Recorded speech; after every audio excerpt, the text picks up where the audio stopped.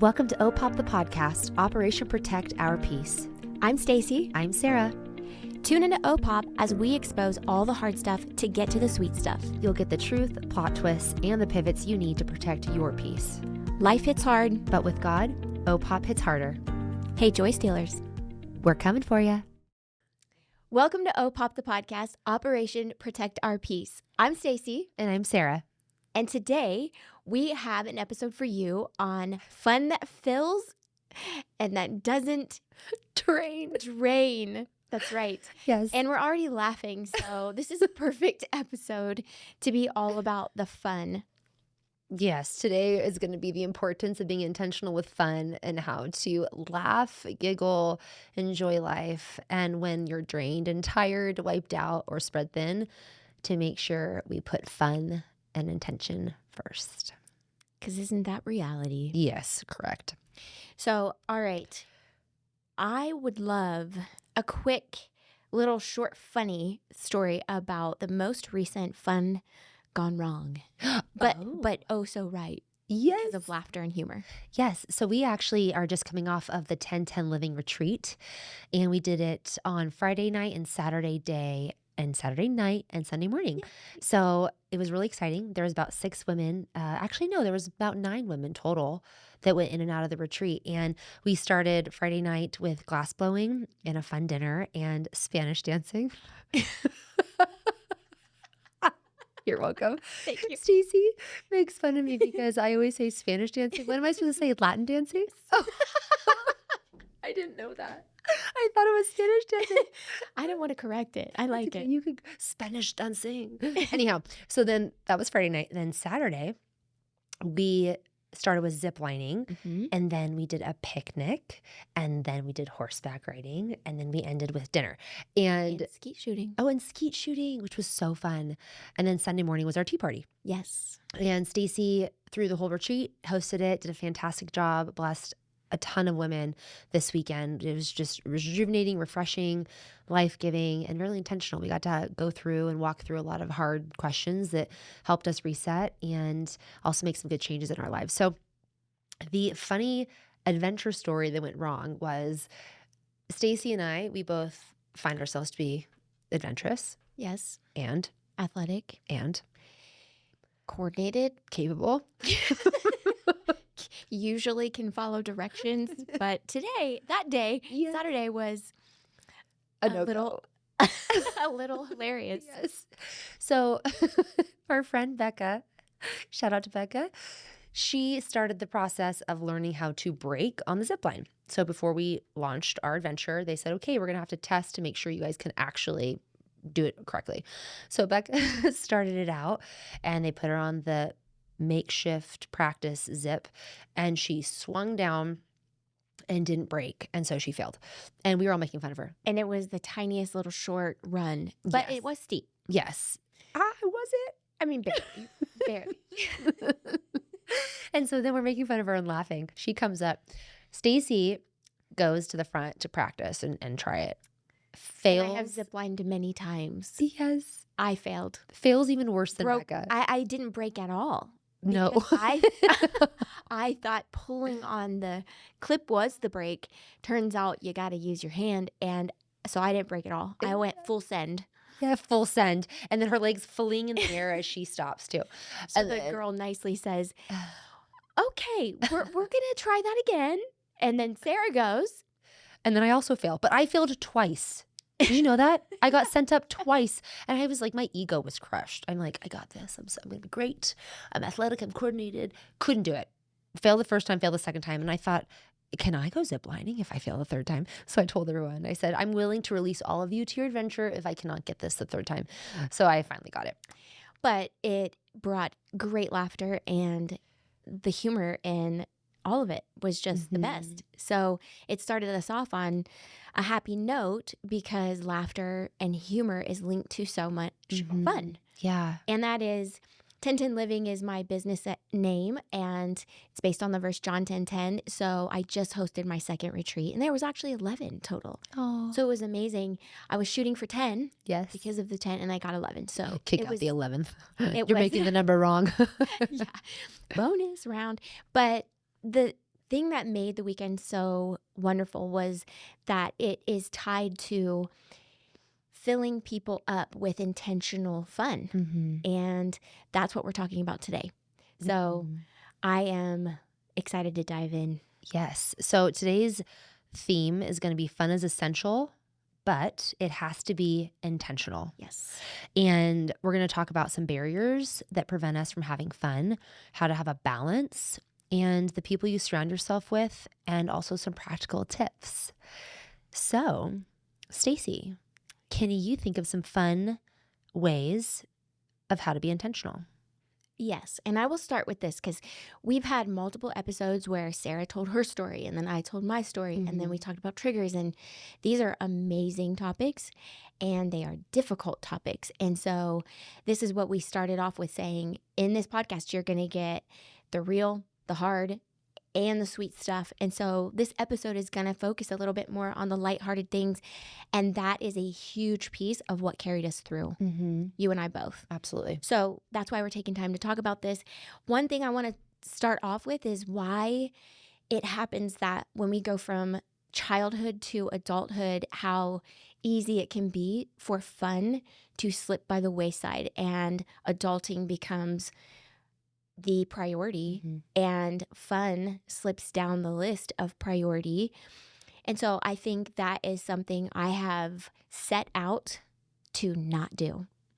I have set my goals a long time ago when I started realizing that there's a formula for the way we think and there's a formula for the way that we feel. And it takes intention on all of those things, including fun.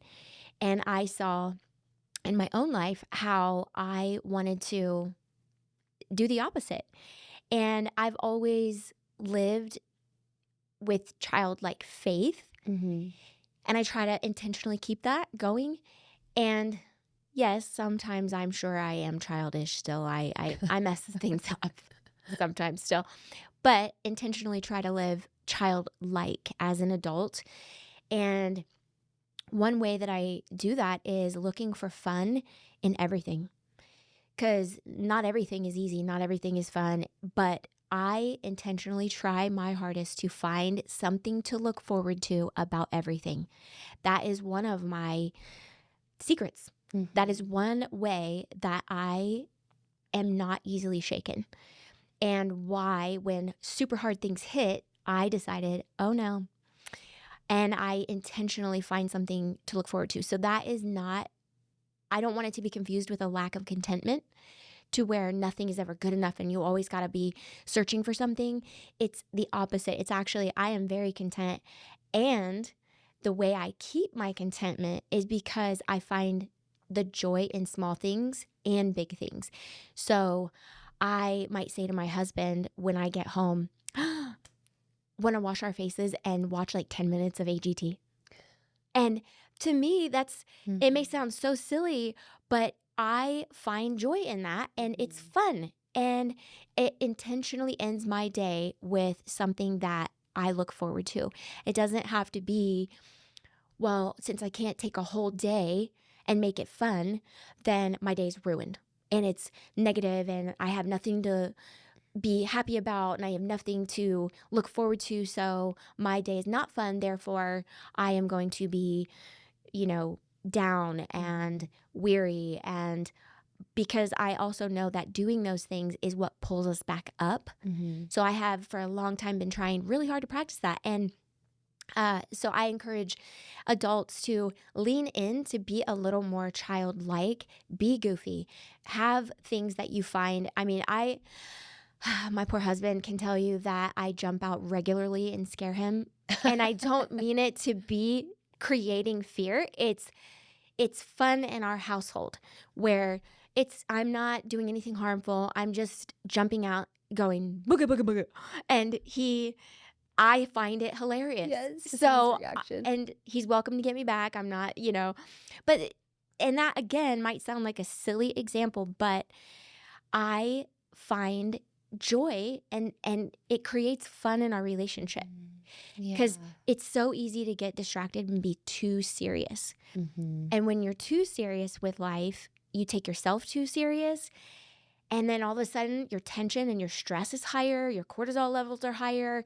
All of a sudden you don't sleep as well. And what all of that it does is create more relaxation in your life, actually. And that kind of leads right into one of the myths about fun is that it just naturally happens.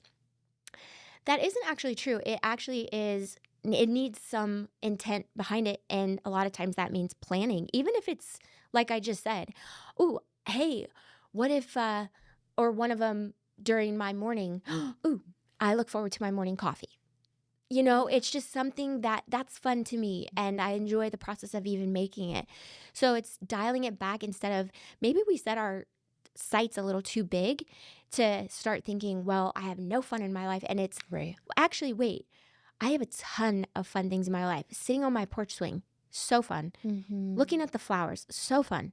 It's changing our perspective to realize how much we do have to create a sense of fun in our lives. But I will say this, fun does need planning. However, with the right people, fun does just happen.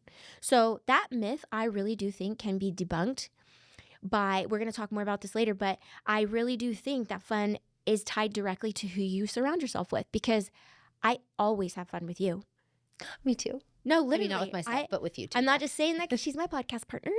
We are friends outside of this, and she's one of my best friends. And the reason is because no matter what we're going through, we are laughing in the midst of it. She is building me up. I'm building her up. I'm saying something funny or telling her something funny I smarted off about and lost my cool. And she brings me back to say, you know what? It's okay. And laughs at me being upset, and it brings me back. I did. She did. I started cracking up. She told me a funny story where she lost her temper and I started dying of laughter in the car. Yep, that happened. And so I just want to point that out, that who you are tied to is directly linked to your fun. Gosh. So you got to be really careful about that. And then lastly, intentional fun.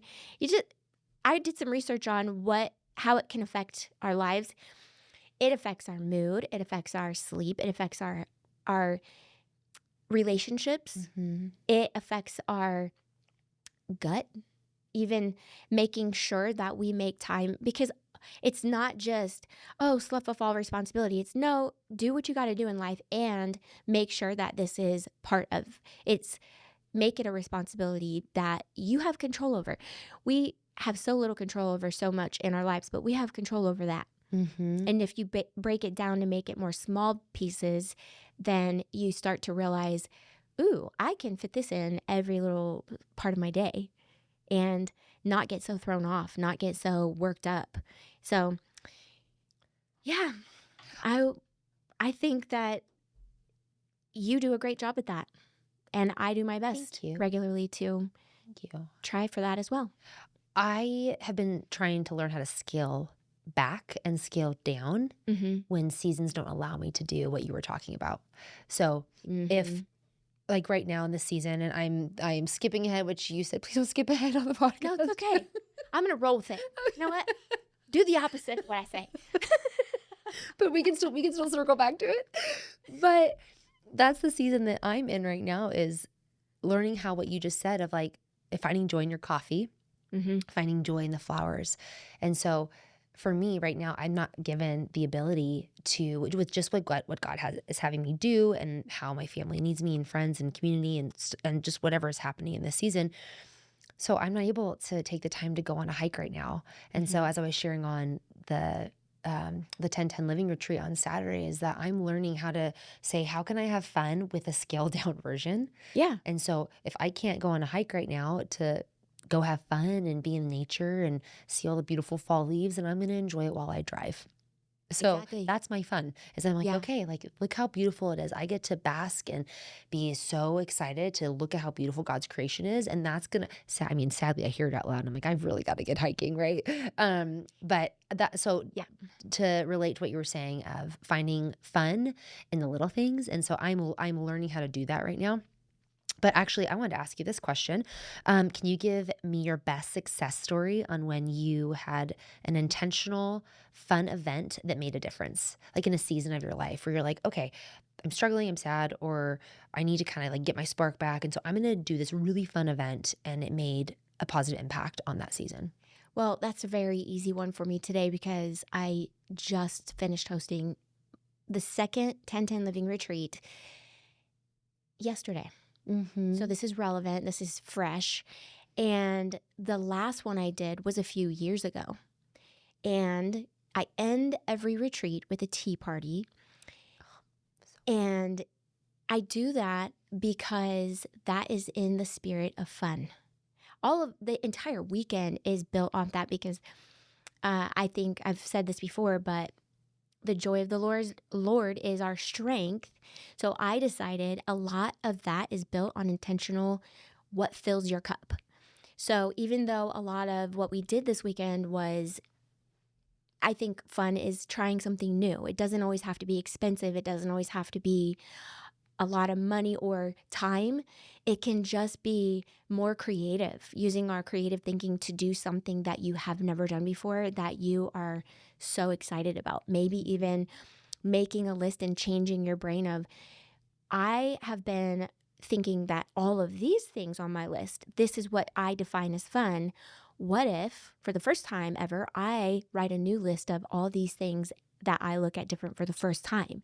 And then you start realizing it's the same feeling, whether you spent $1,000 to go in a hot air balloon or you sat alone and wrote a list and started doing them. So that is what my 1010 Living Retreats are for. And getting to do that, I consider it a huge success for myself and the women who were there and the future women who will be there and men, because I had a season after the first one where it was just a waiting period where I know it's part of my purpose to do these and to move forward, but I was in a waiting period and it never left. The passion to do it never left me, but it just was the wrong time.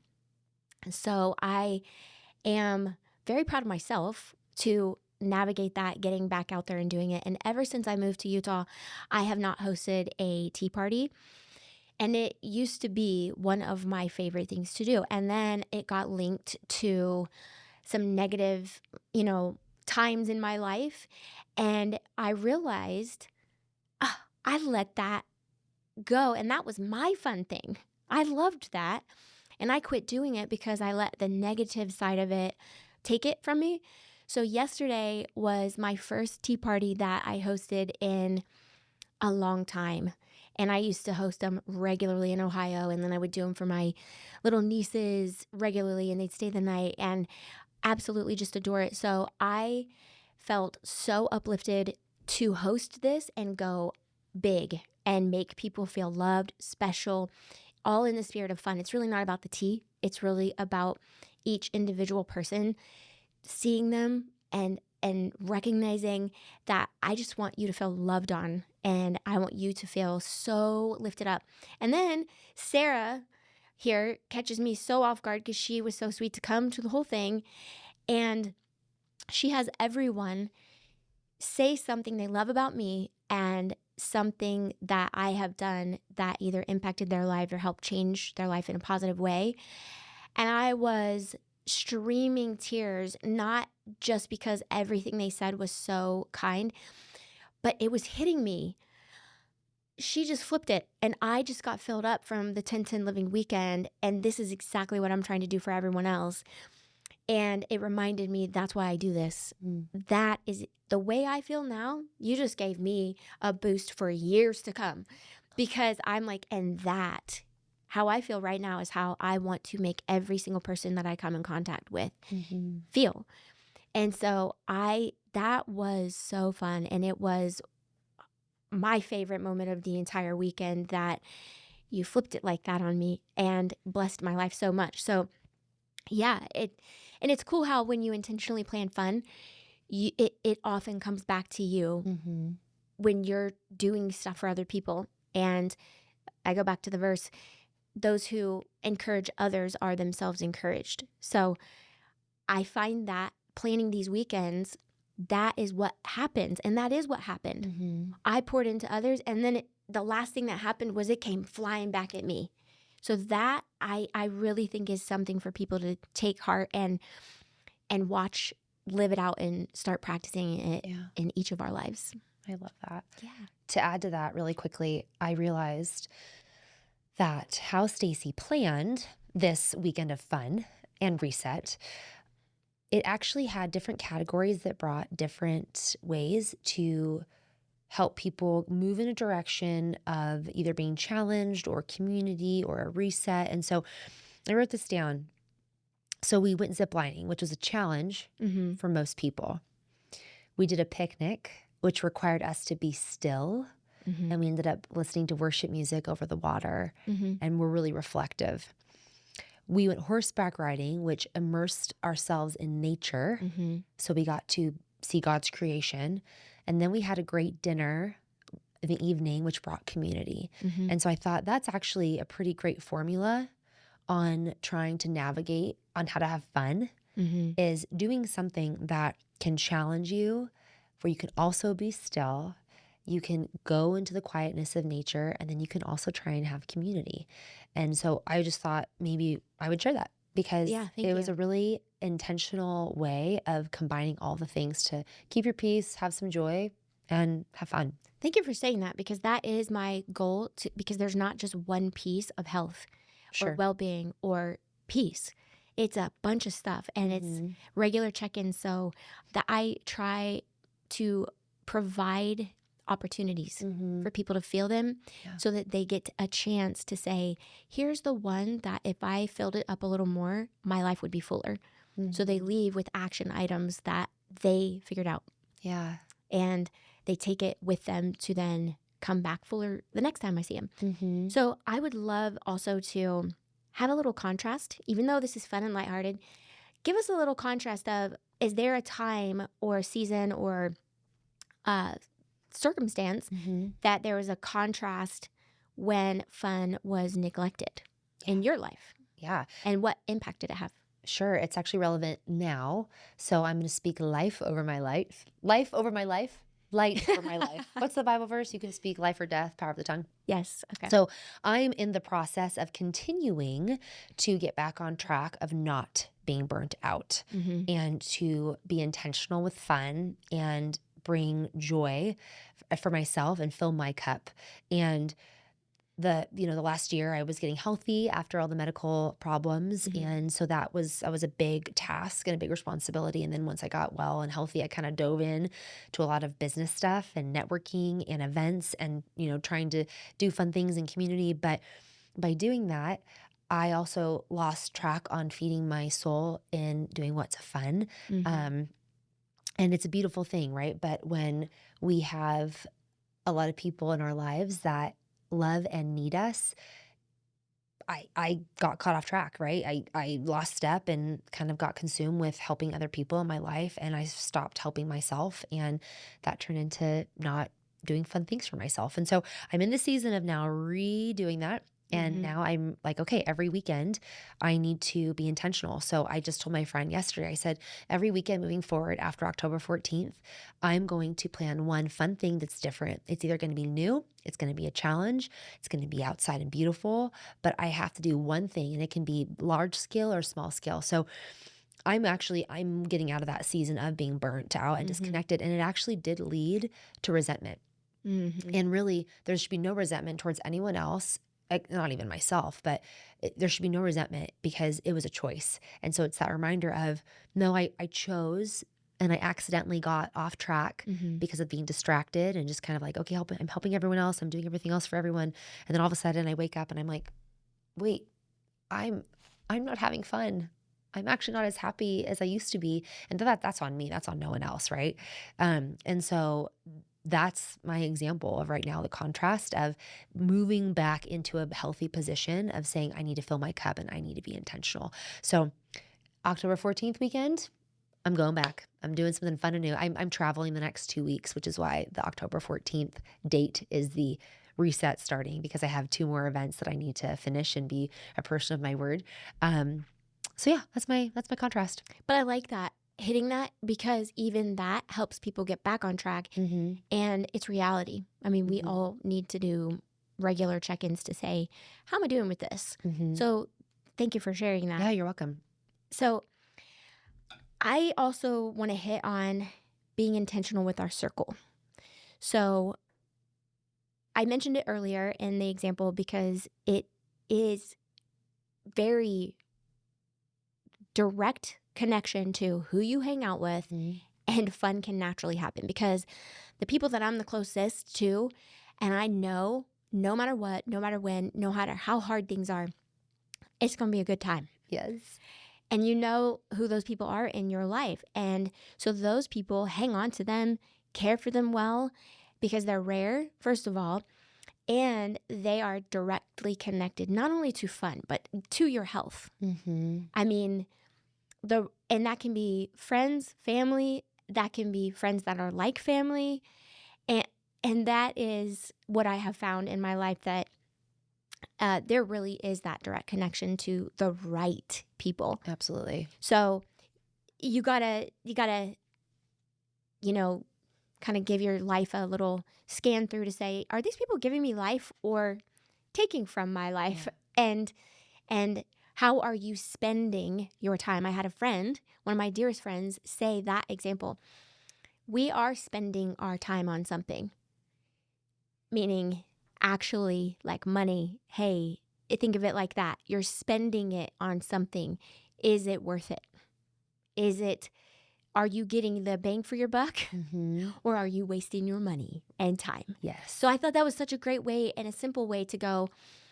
It doesn't mean we have to cut everybody out, but it does mean we need to be really, really clear. And I know that you and I both lean into what is actually some tools. So do you have some tools you can run through, and the ultimate things we go to, which is always back to the verses, the Bible verses that we stand on? Yes, absolutely. So here are some applicable tools. So schedule fun appointments. We're going to schedule a dentist appointment. We're going to schedule a business meeting. We're going to schedule, dropping our dog off at the kennel. So schedule fun. Make it an appointment. Put it in your calendar. Block off time. And no matter what happens that week, unless you are sick and you cannot do it, follow through and push yourself to do it. I would suggest mixing solo fun, family fun, and chosen friend fun. So mix it up. It's good to learn how to have fun by yourself. And there's also different occasions where you want to do community and you want to be with your family and have fun. I also think that micro fun moments are important to recognize versus bigger adventures. So something that you and I spoke about earlier is micro fun. I had a great cup of coffee. I made a delicious latte, and that was fun for me. Or on my lunch break, I only had 30 minutes. So I was going to enjoy the flowers, and that's micro fun, right? Versus the adventure of hot air ballooning or skydiving or windsurfing. All things that we all love to do. And then trying new experiences to spark joy. I think that's really important, to challenge yourself to do something new and different. And it helps your brain, helps your heart, helps your soul. And it also sparks a confidence within you to be like, I just did that. I just did that really hard thing. I mean, glass blowing, I didn't. So I actually did not go on Friday because I was flying in from California, but everyone else did. And so for some people, that was such a new, fun experience for them that they got to challenge themselves and walk away going, I made that vase. I've never been creative before, and look what I did. So I want to do a fun little recap and a little statement phrase, and it's called fun isn't frivolous, it's fuel. And so that's my encouragement takeaway phrase for listeners this week. Yeah, because if your gas tank is feeling empty, you got to evaluate that and figure out why. And a lot of times just adding these little things in there can turn it around and fill your tank up. Yes. I know you had some questions for our listeners. Did you want to run through those questions and then I can wrap up with the verse? Yes. So I would love to know, just food for thought, checking in for you, aside from what we're saying, when was the last time you did something fun just for you? Not for your kids, not for your partner, just for you. And really then stop and think, how did it make you feel afterwards? And when did you last do something that pushed you out of your comfort zone? That maybe was something that you've never done. And this could be as simple as, I've never planted a flower before. and I'm going to do it. I'm going to learn something new. I mean, even that, there's a million things we can learn, and that can be considered fun. So just a couple takeaways, and then I will give a verse, and then you can read a couple. My mom has prayed over us 3 kids. Romans 15:13. May the God of hope fill you with all joy and peace as you trust in God, so that you may overflow with hope by the power of the Holy Spirit. And I all caps the word as, because there's a recipe there. There's a prayer, may the God of hope fill you with all joy and peace. But we have to trust the process. So as we trust in him, and then there's a so that in all caps, and then you overflow with hope, or you could fill that with fun, joy, peace, all those good things by the power of the Holy Spirit. And then you want to read Proverbs. Yeah, absolutely. So Proverbs 17:22, it says, a joyful heart is good medicine, but a crushed spirit dries up the bones. And I'm going to do a little side tangent here. This actually, I've had this in my own life. And when my heart wasn't joyful, when I was in a heavy season and I wasn't in a position of smiling and happiness, I started to get sick. And so when it says a crushed spirit dries up the bones, if you go into the exegetical and the initial Greek and Hebrew, it actually is talking about making you sick. And so the importance of having that joyful heart, and how do we get the joyful heart, and how do we enjoy the happiness and the fun, because it really does affect psychologically and then physically. And then do you want to end us with Psalm 118:24? Yes. So I mentioned it earlier, mentioned it in a former episode, Psalm 118:24. This is the day the Lord has made. Let us rejoice and be glad in it. It's just a verse to say gratitude, period, can be fun. And that is how you keep your focus on being grateful and thankful, which equals filling you back up. And of course, John 10:10. I have come that they may have life, and life to the fullest. So with that, we hope that you find some takeaways for you to fill your life a little bit more up with some intentional fun. And so thanks for listening to today's episode of O.P.O.P, the podcast, Operation Protect Our Peace. I'm Stacey. And I'm Sarah. Hey, Joy Stealers. We're coming for ya.